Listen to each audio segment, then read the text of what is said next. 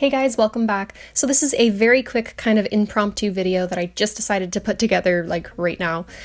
Basically yesterday I saw that Holly Hart's Books put out an informational video on her readathon, the Medieval-A-Thon. I believe this is a readathon that was created just by Holly and she's put a lot of effort into it, and I've decided that this year I'm going to participate. The Medieval-A-Thon is basically just a themed readathon. You don't have to necessarily read like medieval themed books or anything like that. It's more so just you're creating a medieval type character through the books that you read. It'll make sense in a minute.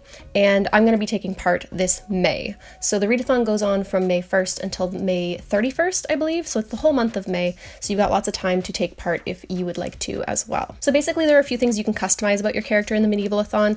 And I'm just going to go through some of the things that I want my character to have, like some of the traits, some of the wardrobe items, things like that, and list out a few prospective books that might get me to that character. Basically because I'm a mood reader, I don't want to have like a super set TBR from Medieval-A-Thon. So today I'm just going to go through some of the books that I think could be good options to get me to the character that I want in this challenge. So the first thing that Holly explains in her video is that you can become a different member of a different class by reading a certain number of books. I'm going to try and at least become a princess, which means I have to read 5 books in the month of May. If I read 6 books, I can be a queen, and if I read 7 or more books, I can be an empress. So I'm going to try for at least 5 and be at least a princess. The next thing that she explains is wardrobe, and she's come up with a few different types of wardrobes, each with their own challenge if you want to claim that wardrobe, basically.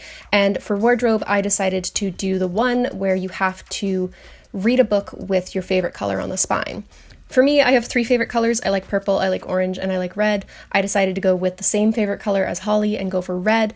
And as she explains in her video, one of the book options for that might be The Wolf in the Whale. This is a book that I've actually just started reading on e-copy, so I could read that one for this challenge. I'm also considering maybe Crescent City, House of Earth and Blood, because that's another book that I just started. And then there's a whole bunch of other options as well that have red on the spine on my bookcase, things like Born Anxious and The Handmaid's Tale. Next up, we get into the weapons tier, and I've decided that I'm going to try for 3 different weapons. I think I'm going to go for the sword, the bow, and the shield, because then I feel like I can do distance, I can do kind of close contact, and I can defend myself. So, for sword, the reading challenge is to read a book with something pointy on the cover. A few options that I have that might satiate this would be Scythe by Neil Shusterman, A Curse So Dark and Lonely, or Arrival of the Fittest, in which case we've got kind of the pointy beak of the birds on that book. Next up for the bow, basically you have to read a book that is a romance or features a romance, and I kind of had to look up some things just to make sure that these books actually had romances in them, but the 3 that I settled on were Sky in the Deep, Wicked Like a Wildfire, and Fangirl. Then for the shield, you have to read a 5-star prediction. This one was kind of difficult, but I ultimately settled on either reading In an Absent Dream by Seanan McGuire, The Starless Sea, or The Nightingale by Kristen Hanna. These are 3 books that I think are going to be 5 stars, but I just haven't quite gotten to yet. After that, you get to choose kind of your pet companion, and there's 2 that really stood out for me. There's the goat and the fox. So for the goat, the challenge is that you have to read a book that is high up on your bookshelf. The top of my bookshelf doesn't have that much. I've got some books that I've already read. I've got Harry Potter. I've got A Darker Shade of Magic, and then I've got MCAT prep books. And I'm certainly not going to be reading MCAT prep books. I have a feeling that this one is going to be the Harry Potter number 4 book for me, just because I'm already planning on reading Harry Potter number 4 in the month of May.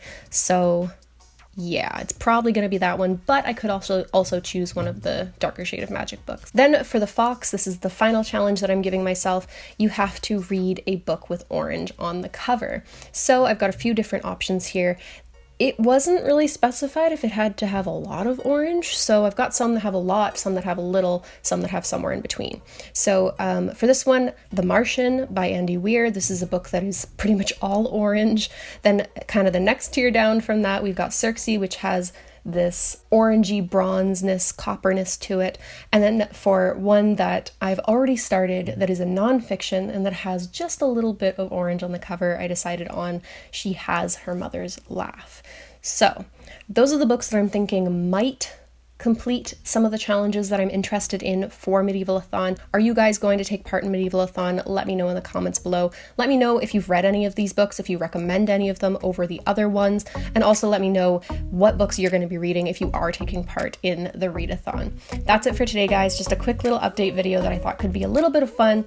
Thank you so much for watching. If you haven't already, do make sure to subscribe to the channel and hit that like button if you enjoyed this video and want to see more just like it. Thank you so much for watching, and I hope to see you next time. Bye.